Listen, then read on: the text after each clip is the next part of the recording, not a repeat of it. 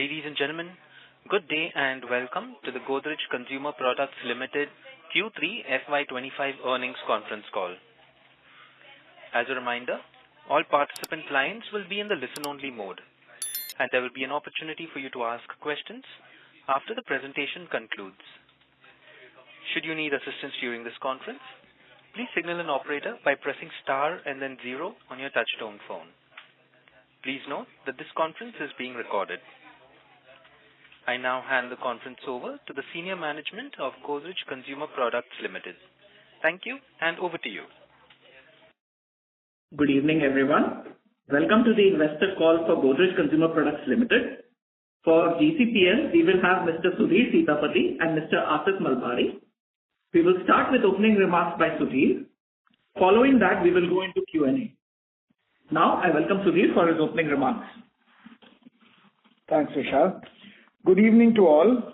Q3 FY25 has been a tough quarter for GCPL. In particular, our India business has had a poor performance, which has been somewhat compensated by our international business. On a consolidated basis, our organic revenues grew 6% in rupee terms, flat on volumes, and minus 10% on reported EBITDA. It is important to note that despite these pressures on margins, as a company, we have held our advertising spend at about 10% and delivered a consolidated EBITDA of about 20%. India has had an unusually tough quarter. Our volume growth was flat, revenue growth was 4%, and EBITDA growth was minus 21%. Our top-line growth has been poor for three reasons. First, there has been a slowdown in the macros and urban consumption. Secondly, high palm oil prices have necessitated sharp price increases, including grammage cuts and trade scheme reductions. This has led to trade destocking. Thirdly, we have had a poor season in our household insecticide category. Our bottom line performance has been poor due to an unprecedented inflation in palm oil and due to a particularly high base in Q3 FY24. Since these issues are mainly transitory, we have chosen not to cut our advertising spends and other investments to increase reach, like the rural van program, etc. Despite all this, there are several green shoots in our business. Firstly, we feel that despite this particular quarter, our household insecticide business is on a good trajectory. We are gaining rapid market share in incense sticks. Our electrics has started gaining share, albeit in a market that has grown slowly last quarter. Our laundry, air fresheners, and sexual wellness businesses continue to grow double-digit volumes, with the rest of the businesses growing mid-single digits. Even in soaps, where we had a difficult quarter, our revenue growth of near flat is market-beating, and our EBITDA margins are at a healthy approximate 20%. We expect majority of these issues to be transitory and hope that in Q4 FY25, both our volume and value growth will see sequential improvement, and by H1 of next year, we should start seeing margin growth as well. Our international businesses have broadly done well.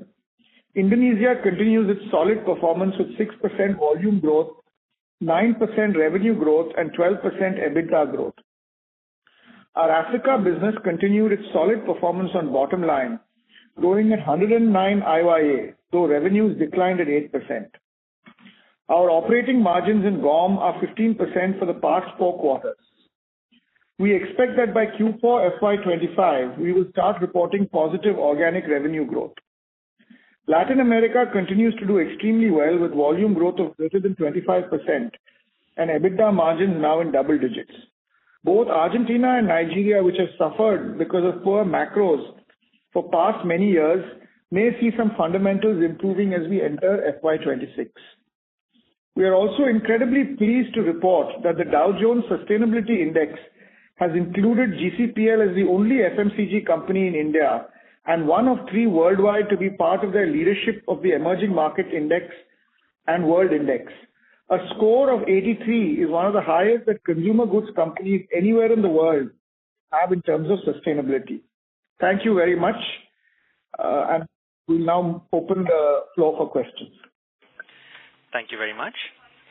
We will now begin the question and answer session. Anyone who wishes to ask a question may press star and one on their touchtone telephone.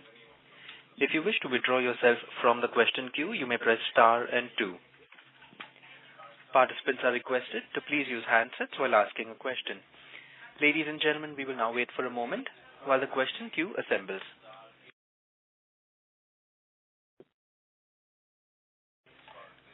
We have the first question from the line of Avnish Roy from Nuvama Institutional Equities. Please go ahead. Yeah, thanks. My first question is on the soaps business in India. So one is, you did mention the destocking of the channels given the price changes. Second is the customer, of course, whenever inflation happens and price in soaps did go up, buys smaller packs. From a 1 year perspective, would you expect all these to normalize? So what it means is, say in Q1 FY26, and you did say H1 you would expect normalization. Would you expect that for 1 year, your growth rate at least should be fully normalized? So whatever say you are missing currently and say even in Q4, although sequential recovery will happen, does that get overcompensated in H1 of FY26? Yeah, I think, see what will happen in soaps, and we've seen this cycle many times. Palm oil prices actually are on their way down, though PFAD, which is a derivative, is still not fallen. So, over a period of time, we end up taking prices up. We've been quite aggressive in price increases. As I said, our revenue growth on soaps was near flat, which is very competitive in this current market. And we expect, because price increases have to happen gradually, we expect over the next 2 quarters, 3 quarters for margins to normalize. Even now with this situation, our EBITDA margins in soaps are just short of 20%. So it's still a healthy margin at a time like this. It's also like, in the last few years, we've genuinely improved our margins in soaps. So, even in a tough quarter like this, our margins are pretty good, but I expect them to come to better levels in the next 2-3 quarters. My second related question is, in detergent, we have seen the legacy players and you also, the large players do quite well in liquid detergent. And when I see body wash, the numbers say in soaps, etc., don't reflect the same buoyancy what we see in liquid detergent. So in body wash, is it that the new players say, we have seen ITC, Colgate, Palmolive, a lot of D2C companies also make a lot of headways. They have started the advertising also. So how is the performance of legacy companies, the larger soap companies in the liquid format of that? And when you compare that to detergent, why the difference is there? So I think there are 2 questions here, Avnish. I don't want to comment on others. As far as we are concerned, we are behind the curve on body wash. The good thing is that body wash as a category is behind the curve on liquid detergents. Liquid detergents in India is exploding. Body wash is going fast. But body wash is still a fraction of the overall soap market, whereas now liquid detergents has become a substantial part of the detergent market. We hope that by the time body wash becomes a substantial part of the body wash market, the actions that we take within the next few years will give us our fair share of body wash as well. And reason for that would be underinvestment by the legacy players, or the washing machine helping in terms of the recommendation? Is that because that's the only difference I see between the 2 categories? What is the reason for liquids doing much better there?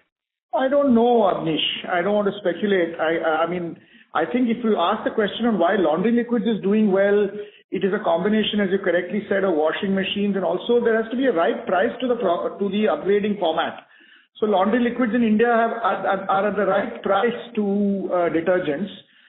Why body wash is not done as well as laundry liquids in India, I can't fully hazard a guess. Or if I do have a guess, then I'd rather keep it to myself, so that, we can act on it. But I think the important thing is it's still early days in body wash, whereas it's not such early days in laundry yet. And I think the good news is that we are extremely pleased with our performance in laundry liquids. I mean, yeah. Go on, Navneesh. Please go ahead.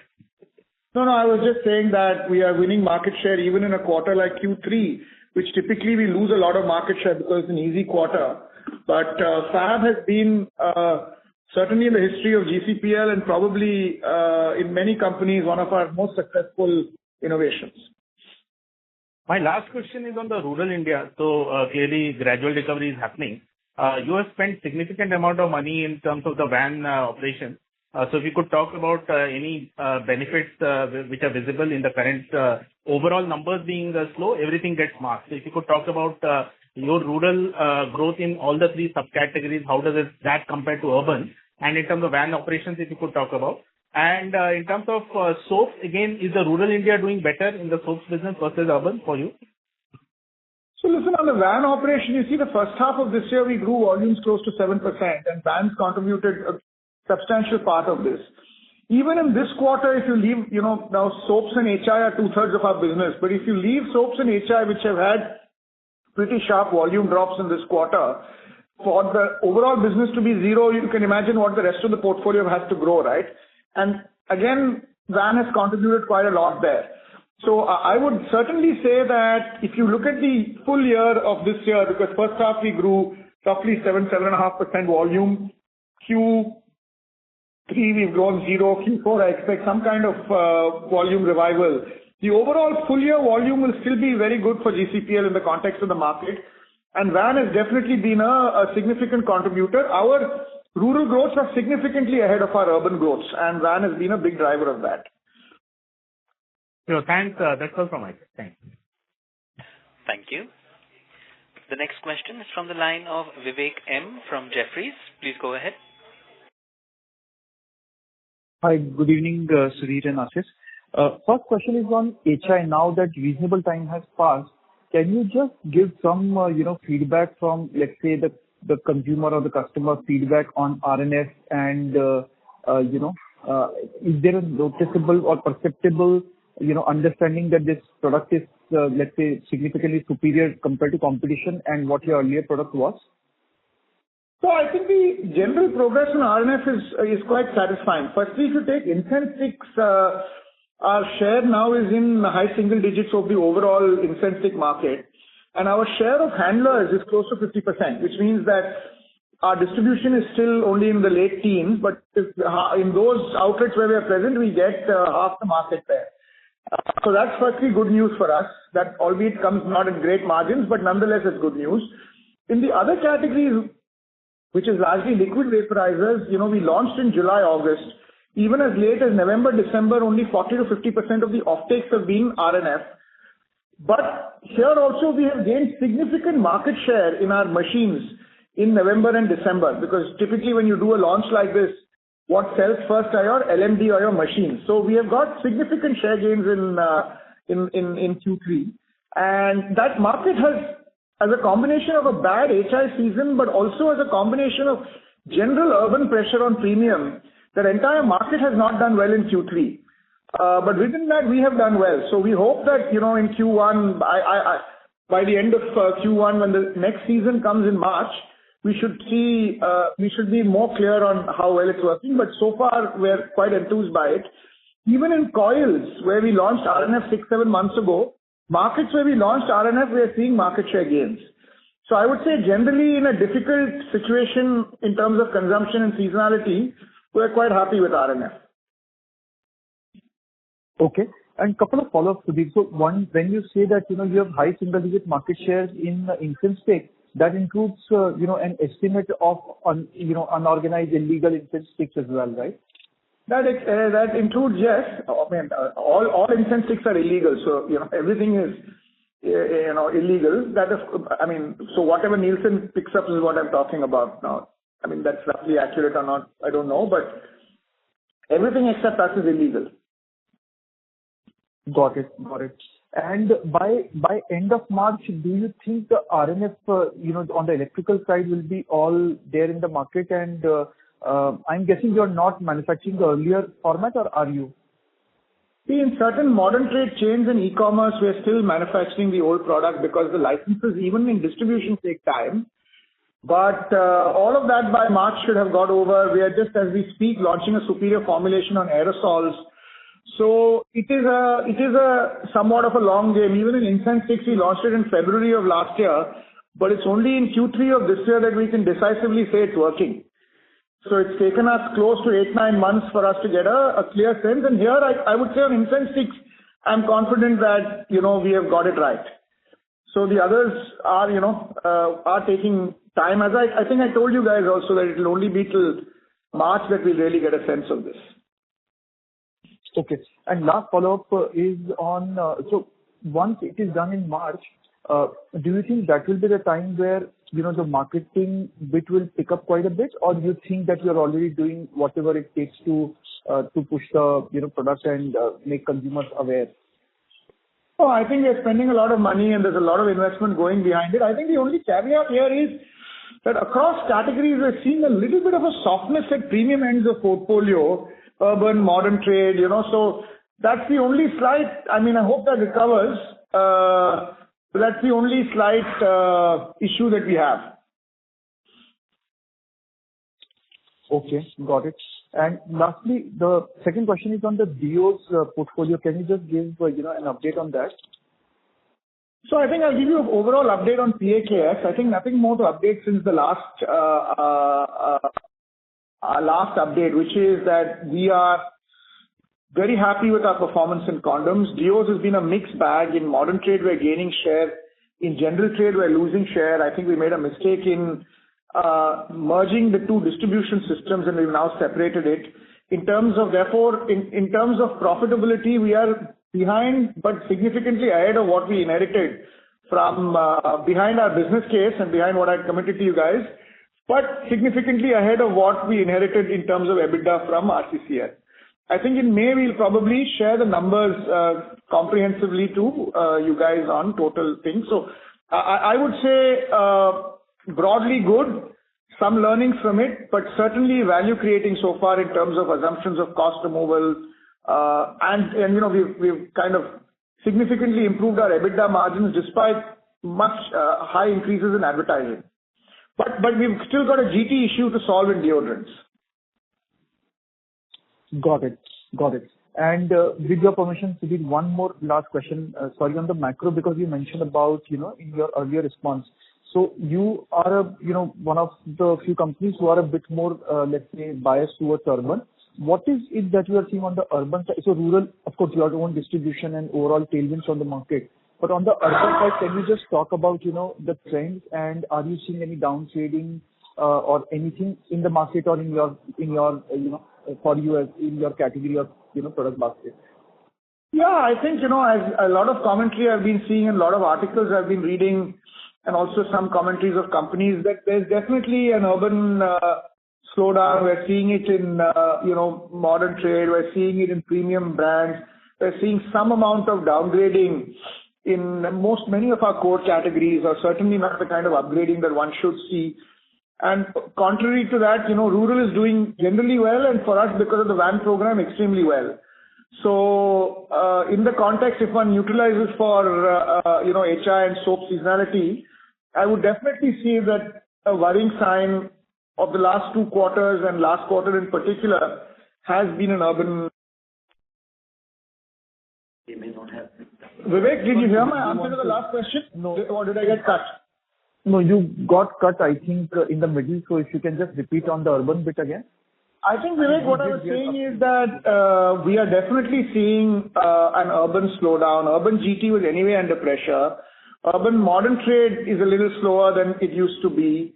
We're seeing premium products not grow as fast as they were growing a few quarters ago. We are probably seeing some signs of downtrading in categories like household insecticide. So I would say that we have to watch the space carefully in terms of urban consumption and respond to it as it goes along. But it is certainly a cause of concern. Oh, okay. So that means March quarter, at least from a macro perspective, is something that we need to watch out for, or need to be cautious, or you are basically cautious about that, and we'll have to see how the rest of the year calendar progresses, right? Yeah, I mean, look, you see, this is, one can say it could be an odd quarter, so we look at March quarter. If March quarter turns out not so good in urban, we have to change our plans a little bit for next year. But look, the good thing about GCPL is, while what you're saying is true, which is bulk of our portfolio is urban, it also gives a bulk of our growth, and opportunities for growth is rural. So it is on balance for GCPL better to have faster rural growth than faster urban growth, because in urban markets, we tend to largely be non-discretionary. In rural markets, we're discretionary, our categories. So if we had to choose as a company, good rural growth is good for us because it expands our categories. Got it. Wishing you all the very best. Thank you. Thank you. We have the next question from the line of Vaibhav Garg from Investec. Please go ahead. Yeah, hi, good evening. This is Harith from Investec. So, just wanted to understand your sequential, improvement in volume growth comment in the context of a weakish urban environment. Is it largely stemming from the fact that this primary destocking in soaps will be lower and the season in HI will be a little better? Those are the two, I think, data points that you believe will get better. Yeah, I think so. I think that's correct, Harith. I don't therefore think that Q4 will go back to H1 levels of volume growth. But it will be somewhere in between 0 and where Q3 has been, I hope, and maybe closer, I hope, to H1. So somewhere in between is where we will end up, because two of these reasons are transitory, but one or two of them are slightly more permanent or slightly, I don't know where it will head. But my suspicion is that we will see a volume recovery over 2 quarters is what I hope. I don't think Q4 will go back to H1 levels. I hope by Q1 of next year we do that. Got it. And on the pricing side, given that you've seen the crude palm oil come off, but the derivative hasn't yet, and you've also taken up pricing, clearly in your portfolio looks like a mid-single digit kind of a number. Is there a requirement for further pricing now, or you believe that PFAD also should come down and hence, the pricing is largely done with? No, I think there is requirement for another round of pricing in soaps in particular. Of course, these are, driven by looking at the market construct, but we are not done with the pricing because at the end of the day, if you have to get back to our normative margins, I'd be happy. This quarter, for example, our India business had 22.5% margin, which is not bad per se, but frankly, this business should be anywhere between 24 and 26. So we certainly feel that there is scope for 1 or 2 more rounds of pricing in soaps. Right. And in the on the soap side, the pricing that that it looks like in Q3, which is mid-single digits, does it reflect the full action that you've taken already, or there is some it's since it's a weighted average, it doesn't reflect the full impact of the pricing yet? I think it's the latter. It doesn't reflect the full impact of the pricing. And therefore, we expect the pricing growth in Q4 to be higher than the pricing growth in Q3. Got it. And lastly, I think on Africa, I think you're probably ahead of margin expectations in terms of how you achieved those numbers. We're close to like 15% now on the Guam side specifically. How do you look at that market from a next, say, 12, 24-month context? Is it now largely going to be revenue growth driven once, obviously, as you mentioned, from Q4, the divestment comes in the base, and margins now are reasonably healthy, or at least at your levels? How do we think about it from here? Yeah, I think so. I think, we're at about 15% EBITDA margins there. Maybe there's scope for another 100, 200 bits of margin increase there. But certainly now that we've got to mid-single teens, and, we were quite brutal about getting to this mid-teens kind of margins, and even if it came at the cost of business, we said doesn't matter. Having now got to this kind of margin structure, I guess we've got to start growing now. Got it. One last, quick one is, apart from the PFAD issue, any other pockets of inflation that you're seeing in the portfolio, whether India or global? No. Got it. Nothing significant except palm oil. Great. Wish you all the best. Thanks. Thank you. We have the next question from the line of Avi from Macquarie. Please go ahead. Yeah, hi. Sir, I just wanted to pick up from the last participant. What exactly is driving this divergent trend in palm and palm derivatives, and does this typically normalize? I mean, your question is yes. So look, I mean, PFAD depends quite a lot on has a lot of interaction with biodiesels. It should over a period of time normalize. It varies in the short term, and you must remember that these palm oil prices, from a peak of 5,200 MYR have now fallen to 4,200. PFAD has, that is almost a 20% drop from its peak. PFAD has only dropped 7-8% from its peak. So, I mean, at some point of time, these have to normalize. And there are some complications here because of the India import duty and stuff like that. So there are various dynamics, but broadly speaking, in the long run, these do tend to normalize. So it would be fair to say that, if palm has corrected X, PFAD should logically correct the same percentage, but it's just because of some one-off factors, that is the reason why it's not coming through. Is that the right way to read what you said? That's the right way to read it. The only thing is whether palm's correction is a proper correction or is it temporary, I don't know yet, because typically the palm season in Malaysia, Indonesia is July to September, so this is a lean season for palm. So, I mean, I don't know whether this is a temporary blip. There's this B40 implementation in Indonesia, which is not so clear to us. But if palm remains low, then at some point PFAD has to fall. Got it, sir. Very clear, very clear. And so just, Sudhir, one more thing on just an understanding. How should we look at 4Q in this context? Is 3Q the level from an India margin perspective? And second, when you said normalization, what level do you mean by that? Is it the 23, 24? Is it 26? Would be useful if you could give us some understanding on those two aspects. Yeah, look, I think the margins in Q4 may be more of the same because all said and done, PFAD is still high and they're still consuming oil that is bought in Q3. So that may not materially change. In fact, you've taken some prices up, but in Q3 we consume Q2 oil also. In Q4 we're entirely consuming Q3 oil. So margins may be more of the same, plus minus a little bit here there. Okay. I think volumes will definitely improve and pricing also should go up. Got it. And so in terms of the normal margins, we this 24 to 26 is the kind of, I feel, normal range that, our business right now should aim for. So let's say 150 bits higher than where we are today. I don't know whether when we'll go to it and so on. That's hard for me to say. But that's the kind of number that we need to get to. I mean, firstly, we got to get to at least, look, for an FMCG business, 24 margin is a very healthy margin. So we got to get to that. I hope we get to that in the next 6-8 months. No, fairly clear. So, and last, if I may, just, on this premium end weakness that you were saying across core categories, is hair colors also witnessing this, or is this largely in HI that you were referring to? No, we don't operate at the premium end of hair color. We operate in the mass end of hair color. So hair color is not seeing it, but certainly household insecticide is seeing it. Certainly some parts of deodorants are seeing it. Even in air care, we are growing quite fast, but even there, we are seeing a little bit of stress. We're able to manage by democratizing the category, etc. But in general, we are seeing, or the kind of ease with which premium was growing last quarter doesn't seem to be the case. Got it, sir. That's fairly clear. Thanks a lot, sir. Thank you very much for this. Thank you. Thank you. We have the next question from the line of Karthik Chelappa from Indus Capital Advisors Hong Kong Limited. Please go ahead.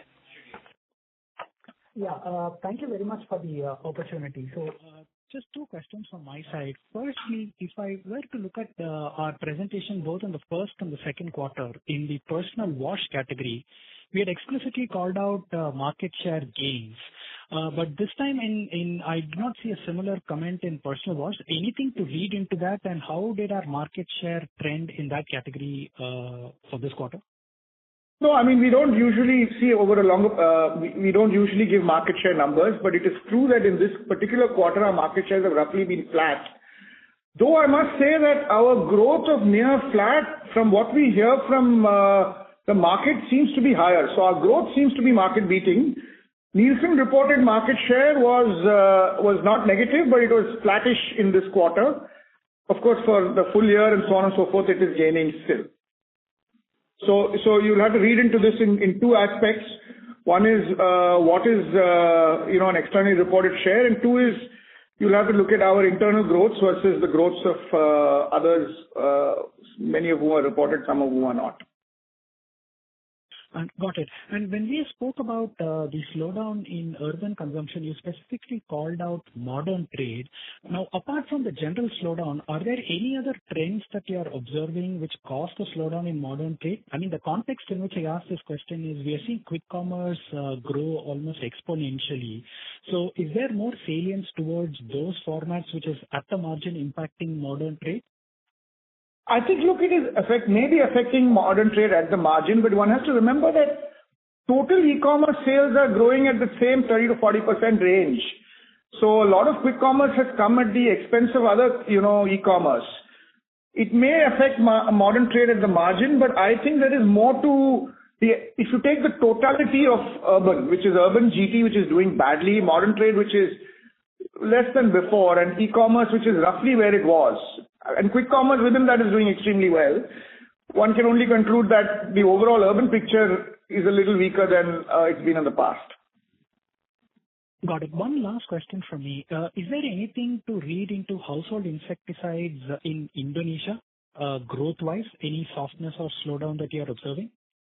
A little bit, but I got to also say that Q3, when we look at 2-year CAGRs, they're very, very healthy. See, I think the last year what happened in Indonesia, and these are all benefit of hindsight, is in Q3 because El Nino, they had a bumper season. So we are not particularly worried about our Indonesia business. Our Indonesia business now is getting driven primarily by electrics. That's what's driving growth. That growth continues. A little bit of optical softness in this quarter on HI, but nothing structural on a 2-year CAGR, market shares. Everything seems okay there in terms of HI. So nothing to read there. Okay, excellent. Thank you very much and wish you all the very best. That's all from my side. Thank you. The next question is from the line of Arnab Mitra from Goldman Sachs. Please go ahead. Hi, Sudhir. My first question was on incense sticks, where you mentioned this 50% share amongst handlers and a high single-digit overall market share. So how do you increase your market share from here on, in the sense that my understanding was that there's a pushback from trade due to the lower trade margins. Do you look to increase trade margins, or do you I think we just have to be at the game, Arnab. I think we'll have to get to wholesale, build awareness. These things take a little bit of time. Once demand builds up, we'll have to, it won't happen overnight. Hello?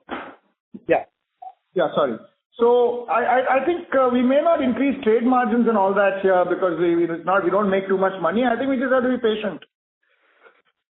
Gradually direct distribution will go up, wholesale demand goes up. Every couple of months we'll do a wholesale activation and temporarily reduce prices in wholesale to get it through. So we have a toolkit on how to do it. Because what we've noticed in the past is that once you cross 20% distribution, the game becomes wholesale. The first 20% valuated distribution, you can get through retail.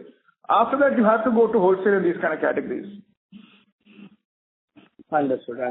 My second question was on Fab. So while you're obviously very happy with the growth there, we've seen a lot of players, including the other brands like Rin, lower prices and enter this category. So any challenge you see there in terms of your home markets like Tamil Nadu and all, where you had first launched, but now others may be catching up? Or do you think the category growth itself is such that you would keep expanding here? And also want to understand in terms of distribution, where are you in the Fab journey? Yeah, no, I mean, Fab is just, the category is growing fast. We're growing share, we're growing distribution. Tamil Nadu, we are, bigger than South. South, we're bigger than the whole of the country. So everything is going quite well for us in Fab. And I think, we've done reasonably well actually this quarter, even on Easy. It kind of tells you that even all the investments in Fab are paying off in overall liquids as well. So I think there's just more of the same in Fab. We just have to persist with this model, and it will continue to grow at exponential rates, and our laundry liquids will continue to grow very fast. And one last question on the soap category. So there was, at the beginning, I think the price hikes CCP had taken were higher than that of the market leader. Now, are you seeing pricing hikes equally happening from all the leading players, or there is still a gap and price competitiveness may have slightly gone down in that category for you? Well, I mean, in Q3, maybe our price competitiveness was a little lower, but we've now seen other players take up prices as well in the category. So, I mean, definitely the first 6 months of the year, we were leading prices, but now I think everyone in the category has been taking up prices. Okay. Thanks so much, Sudhir. That's it from my side. All the best. Thank you. We have the next question from the line of Percy from IIFL. Please go ahead. Hi, Sudhir. Just my question is on continuation with what you discussed with Vivek. When you told him that currently about 40 to 50% rollout has happened for the new molecule formulation in the LV, what exactly did you mean by that? Are you talking about the end consumer buying half of the new product, half of the old product approximately, or are you talking about your shipments, or how do I read this? No, we're talking of the end consumer, Percy. Okay. But see, generally trade pipelines are what, about 2 to 3 months. It's been 6 months. So how is it that the trade pipeline is still not dried up? And still the old product. It's not been 6 months, Percy, because we launched in end July and we launched it sequentially. Even now, modern trade, which is about 20 to 25%, continues to carry the old stock because licenses haven't come. And there is a distributor pipeline, there is a secondary pipeline, so it's a long tail. Every month this is going up by 10%, but I'm just stating the facts, and I don't know if Nielsen is right or wrong. Our only source of use is Nielsen on this. But this is the number that they give us in terms of what proportion of our offtakes are RNF and what proportion of it is TFT. It is 50-50 as things stand. And pipelines, in this kind of category, it's a seasonal category, Percy, so you can carry quite a lot of inventory. It doesn't move at the same pace every month. Sure. But what is the reason that you have been, from your end, rolling it out sequentially and not at one go? There have been, on modern trade, there are issues of licenses. Then there is also an issue of season. So, for example, the season in South and West India starts in July.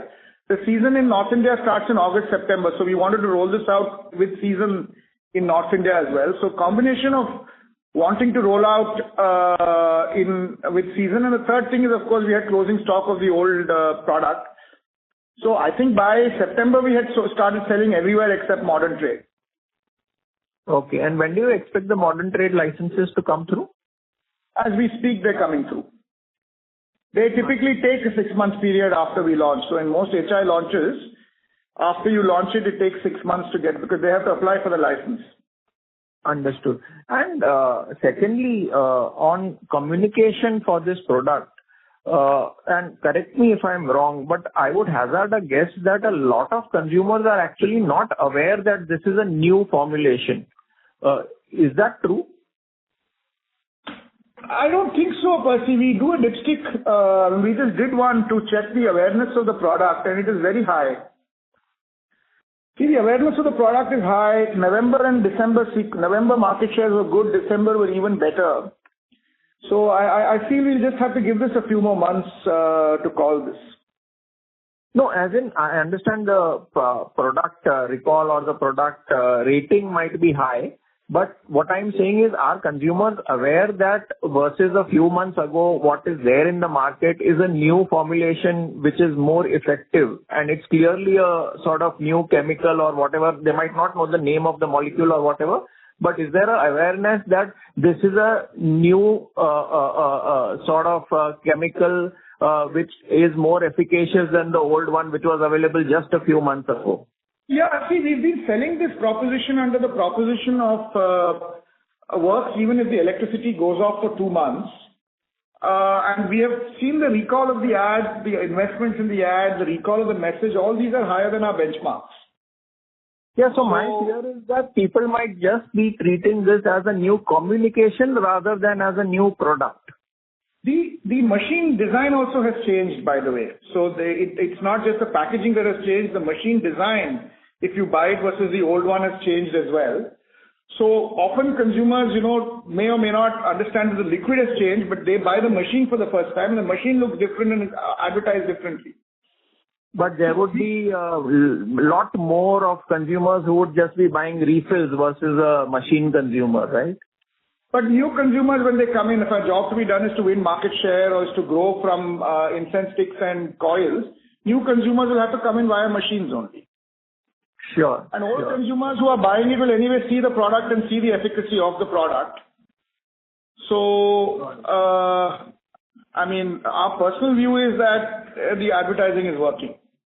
Got it.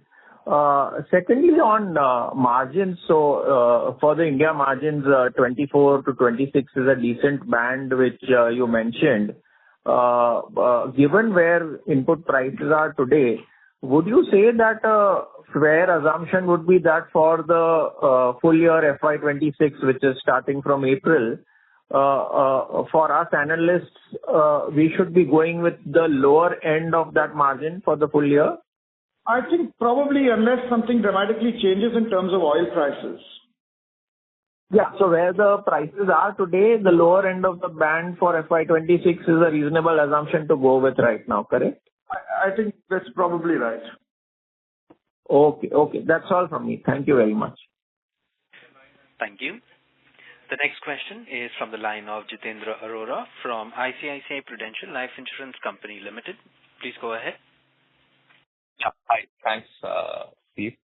Just a quick question. Given that the e-commerce and quick commerce has been growing at a pretty healthy pace versus let's say GT, how is it affecting our distribution per se? Are we looking to perhaps change the distribution taking into account this pace of growth?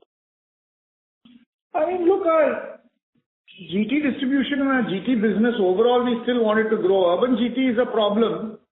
It's something we'll have to grapple with. Overall, GT is still growing because rural is growing. So urban GT, especially metros, in order to improve the return on investment of GT distributors, we will have to consolidate, reduce inventory, basically work with them in order to get their ROIs up. It is certainly an issue, big city urban GT.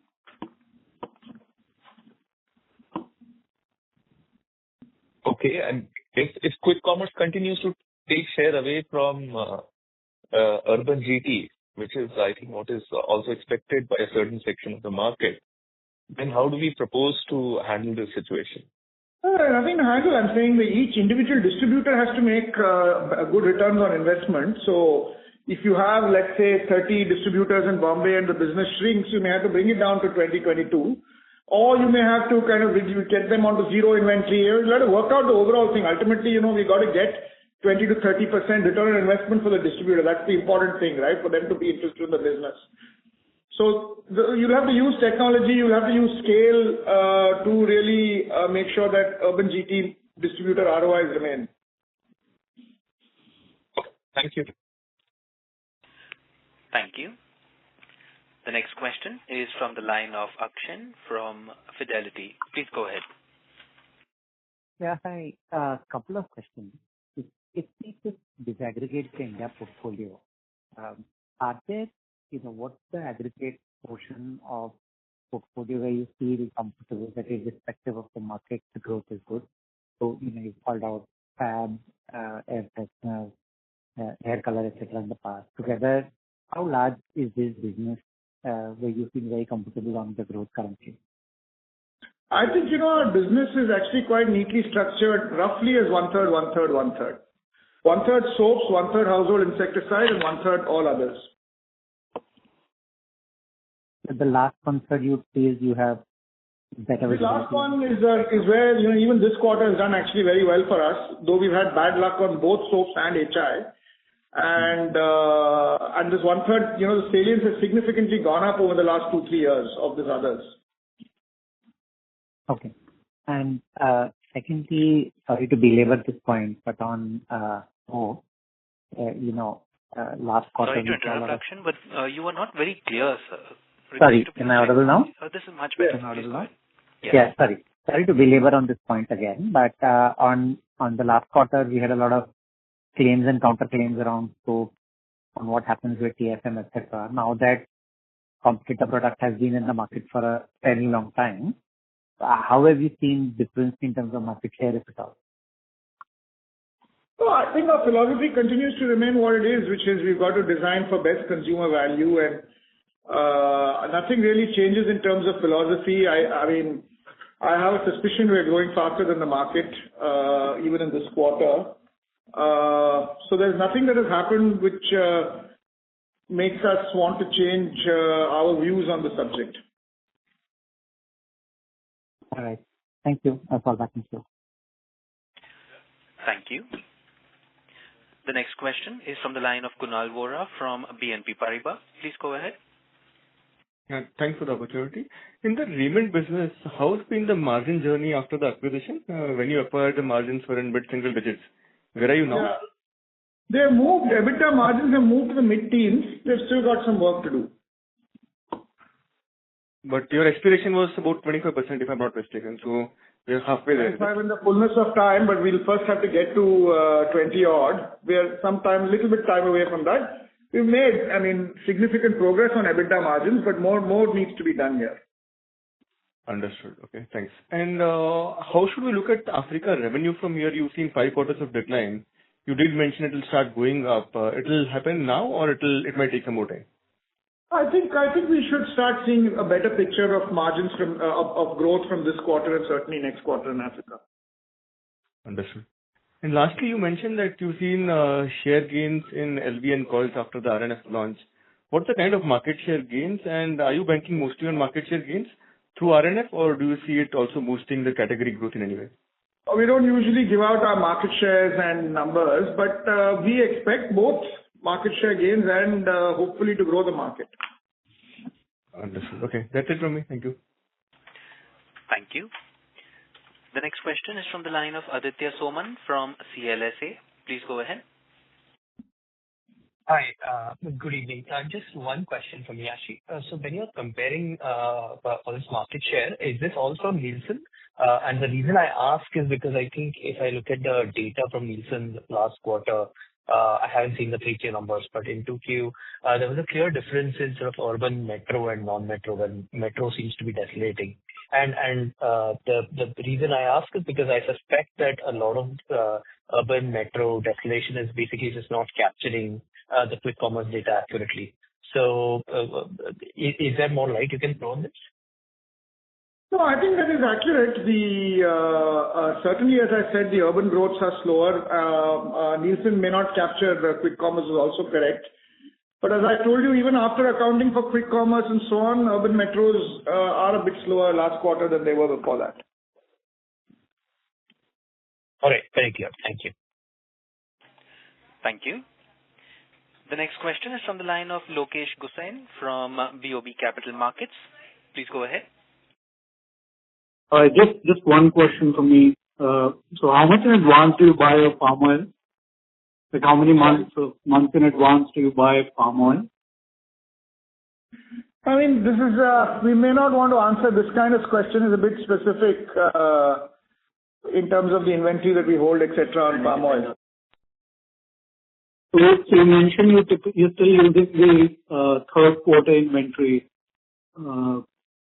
So I assume 3 months is a good time frame. So I just want to clarify one more thing regarding market share. So when you mentioned your market share is flat and soap for the third quarter, did you mention volume market share or value market share? Both. We are run both. They're roughly the flat. Yeah, both.